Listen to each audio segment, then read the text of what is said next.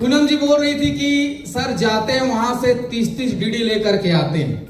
ये बात तो कही दिए तो मैं तो बता ही देता हूं कि निश्चित रूप से दोस्तों, यदि आपके अंदर में बर्निंग डिजायर है, चाहत है कुछ करने का, और आपके अंदर में जिद्दीपन है कि मुझे ये चीज करना ही है, क्योंकि आपके अंदर में यदि टारगेट है कि लक्ष्य है कि मुझे ये चीज को हासिल करना है, तो 30 डीडी का एक एक दिन में आप 100 डीडी 50 डीडी भी ला सकते हैं।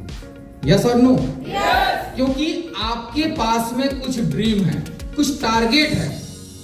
यकीनन दोस्तों, जब मैं घर से निकलता हूं तो मैं एक ही चीज सोच के जाता हूं कि मुझे फॉर्म भराने या डीडी लेना ही है, लेना ही है।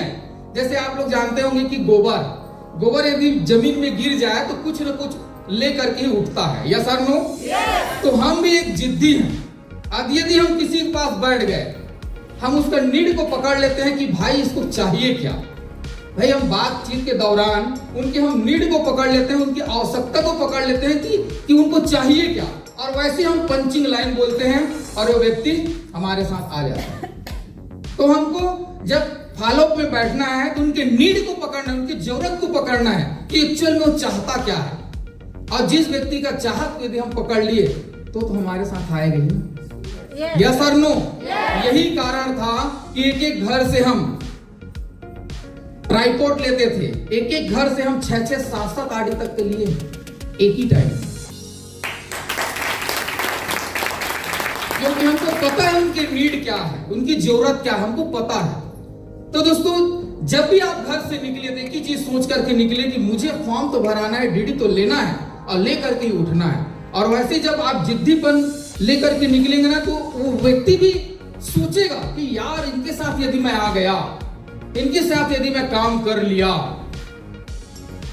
तब तो मेरा जिंदगी सेफ है, मैं भी बहुत आगे जा सकता हूं।